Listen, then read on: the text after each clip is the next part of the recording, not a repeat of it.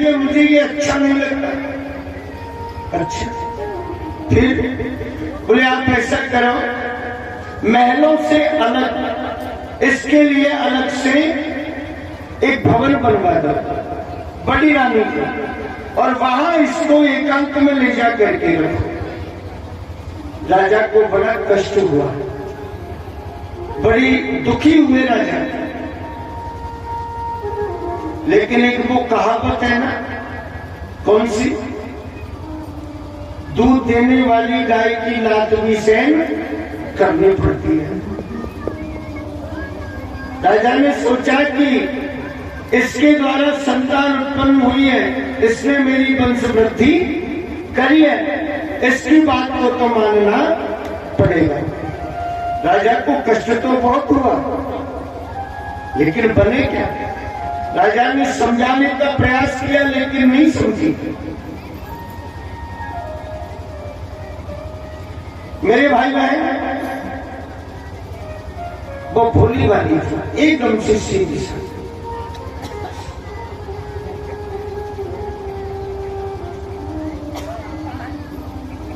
महलों से बाहर अलग से एक भवन बनवा दिया, बड़ी रानी को उसमें ले जा करके रख दिया। अब उसमें ले जा करके जो रखा,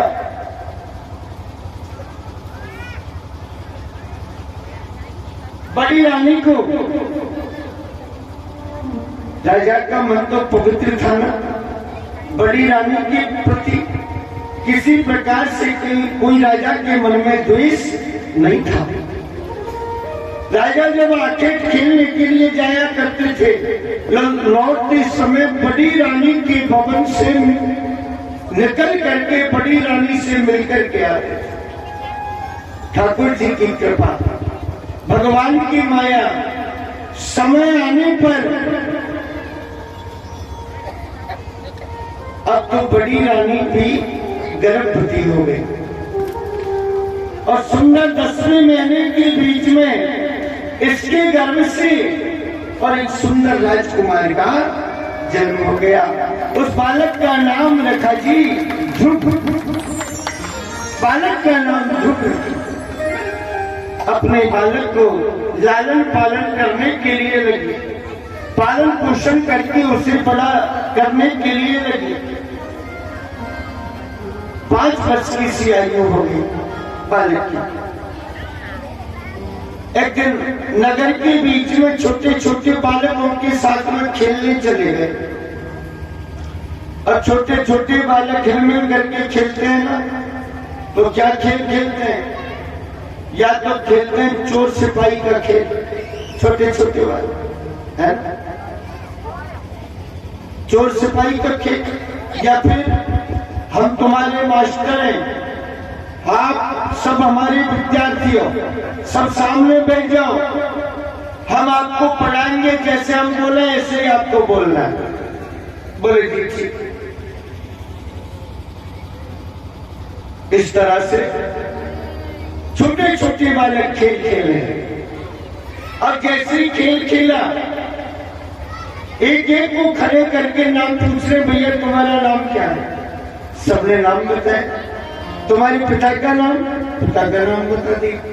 जब ध्रुव जी महाराज का नंबर आया, क्या ध्रुव जी को पूछा, बालक लगते तो ऐसे जैसे कोई राजा के राजकुमार, तेज तो ऐसा है, लेकिन ये बताओ कि कौन हो और तुम्हारा नाम क्या है।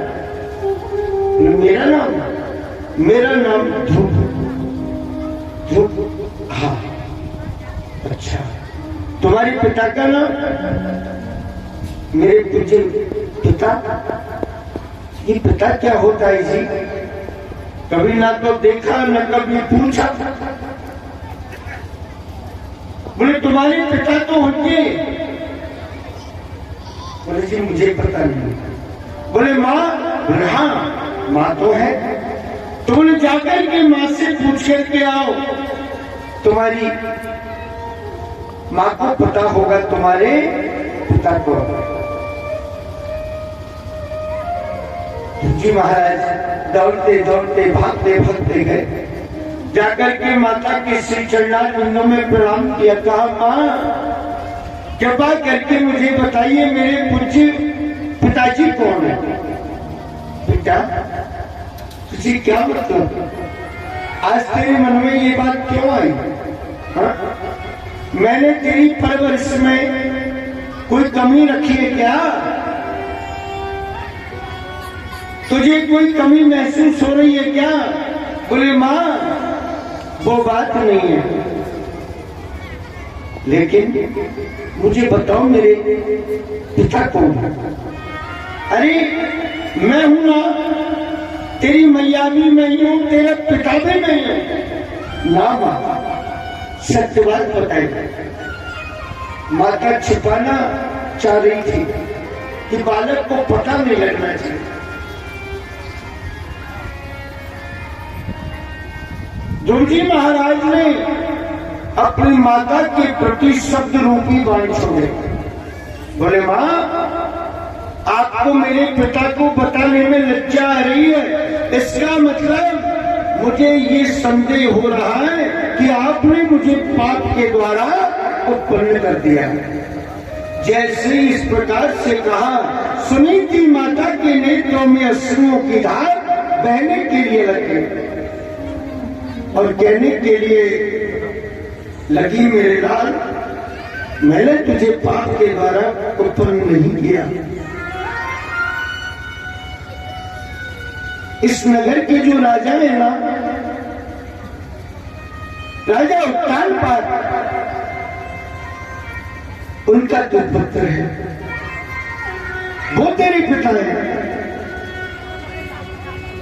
माँ राजा उत्तानपाद मेरे पिताजी हैं।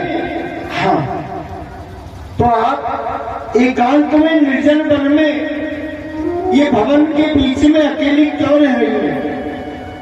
अगर आप राजा की रानी है तो आपको तो महलों के बीच में रहना चाहिए।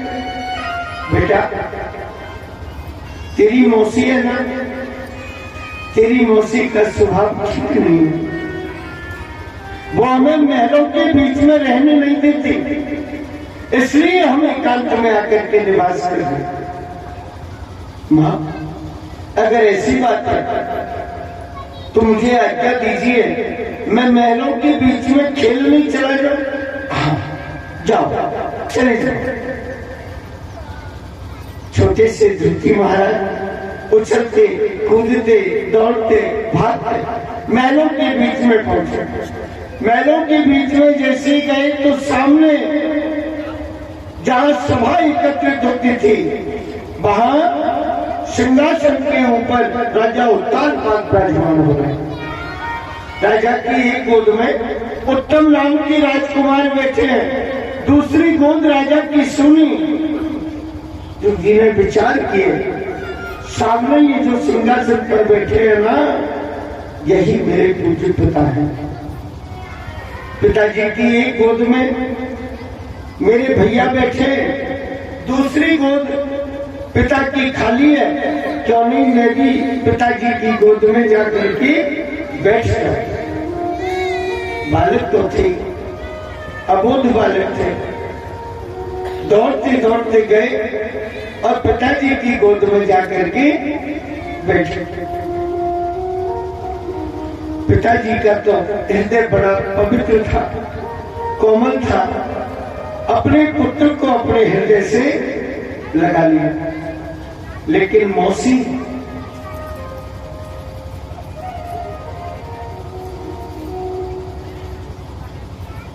जैसे अपने भवन के झरोखे में से देखने लगी कि ध्रुव सिंहासन पर आकर के बैठा, इसका अधिकार ही नहीं है सिंहासन पर बैठने का। राजा ने मना कैसे नहीं किया, शीघ्रता से आई और आकर के ध्रुव जी महाराज का हाथ पकड़ करके सिंहासन से नीचे ध्रुव सिंहासन पर बैठने का अधिकारी। अरे सिंहासन पर तो वो बैठेगा जिसका जन्म मेरे द्वारा हुआ हो। मेरा पुत्र उत्तम ये सिंहासन पर बैठने का अधिकार है, तू इस पर नहीं बैठ सकता। और तू अगर सिंहासन पर बैठना चाहता है ना, तो ऐसा कर, एकांत में जाकर के तेरे भगवान नारायण की तपस्या कर, और जब भगवान नारायण तेरी सेवा से प्रसन्न हो जाए, भगवान नारायण तेरी सेवा से प्रसन्न हो जाए, उस समय के बीच में तू भगवान से वरदान मांग, हे प्रभु, हे नारायण, हे जगदीश, आपने मुझे मनुष्य का जीवन दिया है, अगर मुझे मनुष्य का जीवन दो तो सुरुचि माता की कोख से ही मेरा जन्म होना चाहिए। तेरा जन्म मेरे द्वारा होगा ना, तब कहीं जाकर के तू सिंहासन पर बैठने का अधिकारी है।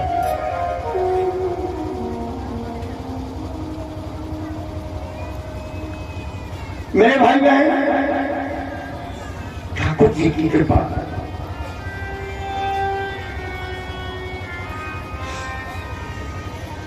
छोटे से बालक को लाड करो, आपके पास में आकर के बैठेंगे।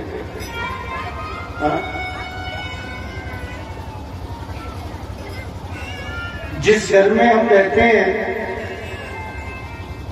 श्रीमान सम्माननीय भोजी साहब विजेंद्र सिंह जी के यहाँ, तो फौजी साहब की एक छोटी सी नातनी है, शायद पिंकी की बालिका, छोटी सी है, बड़ी सुंदर बच्ची। 2 दिन तो हमसे बोली नहीं, डर के मारे नहीं बोली।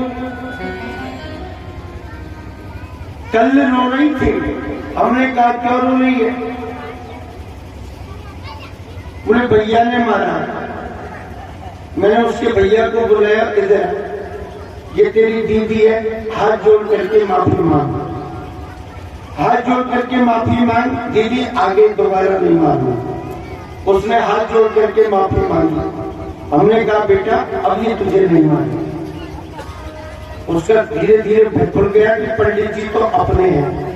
तो आज जब मैं सुबह ठाकुर जी का भजन कर रहा, तो वो तुरंत मेरे पास में आ गई और मुझसे कहा पंडित जी, मैं कहा क्या बात? मुझे कथा में कृष्ण बना देना, कथा में मुझे कृष्ण बना देना। मैंने कहा बेटा तेरा ही नंबर आएगा, चिंता मत। मेरा हृदय बड़ा प्रफुल्लित हो गया कि देखो छोटी सी बच्ची है, छोटी सी बालिका है, लेकिन कहाँ दिमाग लगाया। तो बालक है, जितना लाड करोगे, प्यार करोगे, अच्छे से बोलोगे, निश्चित रूप से वो आपके पास में आएगा और उसको दुत्कारोगे, डराओगे, आग दिखाओगे, उतना ही वो। और बालकों के बीच में भी ठाकुर जी विद्यमान होते हैं। एक बार हम कथा कर रहे थे मेहंदीपुर बालाजी, हमारे यजमान के यहाँ से डोल डाल के लिए जा रहे, शाम को 6 बजे 4-5 छोटे छोटे बालक आ रहे आगे से, बाबा राम राम। हमने कहा भैया राधे राधे। अब वो पीछे आ गए और हमारे पीछे आकर के और कहने लगे खुश रहो। बालक है। तो बंधुओं, कहने का मतलब ये है उनके अंदर भी परमात्मा का वास होता है। और बालक की वाणी जो निकलती है ना, उसको आपको नेग्लेक्ट नहीं करना चाहिए, उस पर विचार करना चाहिए कि ये बालक है, लेकिन कोई बात ये कह रहा है तो उसे समझने की कोशिश, समझना चाहिए क्या कह रहा है, क्यों कह रहा है। हो सकता है ठाकुर जी उसके द्वारा दिलवा रहे हो।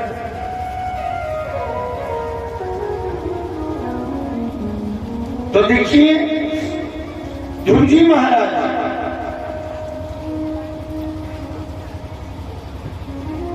मेरे भाई बहन,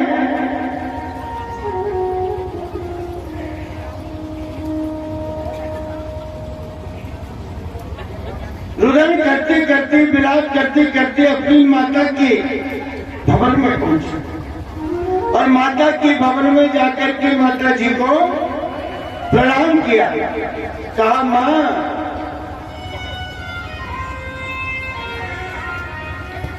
मुझे आज्ञा दे बेटा। किस बात की? बोले, मैं भगवान की तपस्या करने के लिए जाऊं। पागल, तू क्या तपस्या करेगा? तपस्या कोई बच्चों की क्रीड़ा है क्या? बच्चों के खेल का नाम है क्या तपस्या? अरे बड़े बड़े ऋषि मुनि महर्षि सैकड़ों वर्षों तक तपस्या करते हैं, उनको मेरे ठाकुर की प्राप्ति नहीं होती, तुझे कैसे भगवान प्राप्त होंगे? नहीं।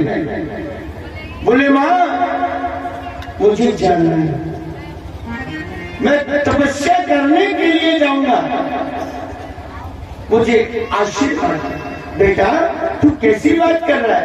अरे बात तो बता, तुझसे किसने क्या कहा? बोले, मां, वो जो मौसी है ना, उसने मुझे सिंहासन से नीचे उतार दिया। दोनों नेत्रों में अश्रुओं की धार बहने के लिए लगे। माता ने जब सुना, माता के नेत्र तर बितर हो गए, अपने लाल को अपने हृदय से लगाए और कहने के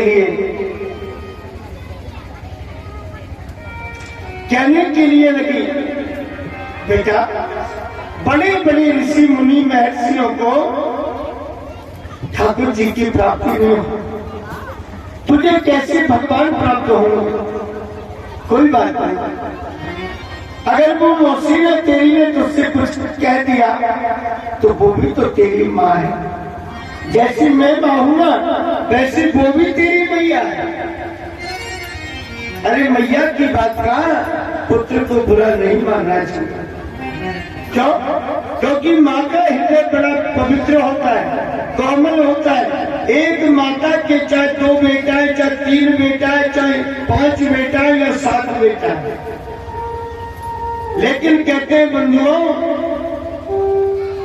नमंत्रम नो यंत्रम तदपि जन जाने श्रुति महो, न जावानम ध्यानम तदपि जन जाने श्रुति कथा, न जाने मुद्रास्ते तदपि जन जाने बिल परम, परम जाने मातस त्वदनुसरणम क्लेश हरणम, विधिरज्ञानेन द्रविर्विरहेण नशितया, विधेया सख्यत्वा तव चरणयोर्याच्युतरिभूत्, तदेतच्छन्तव्यं जननी सकलोद्वारिणि शिवे, कुपुत्रो जायेत क्वचिदपि कुमाता न भवति। महाराज, जन्म से लेकर के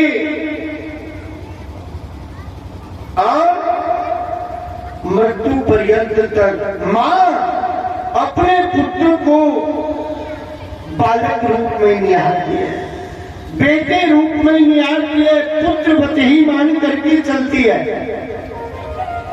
कितना भी बड़ा हो जाएगा, अगर कोई गलती भी हो गई तो दूसरों से कहेगी जी बड़ा तो हो गया, लेकिन इसमें बुद्धि ऐसी है, इसकी बात क्या बुरा मत मानो। वो होता है माँ का हृदय। मेरे भाई बहन, कुपुत्र हो जाएगा, क्वचित अपने कुमारता न भवति, बेटा चाहे कपूत निकल जाएगा, परंतु माता कभी कुमाता नहीं होगी। माता का स्वभाव तो ऐसा ही रहेगा पुत्र के प्रति। मेरे भाई बहन, बहुत कहा, बहुत समझाए, बहुत मना किए, लेकिन रुकी महाराज ने। माता की आज्ञा लेकर के मना करने के बाद भी जबरदस्ती से सारे मोह का त्यागन करके, माता का त्यागन करके और एकांत निर्जन वन की ओर उत्तर दिशा की तरफ चले।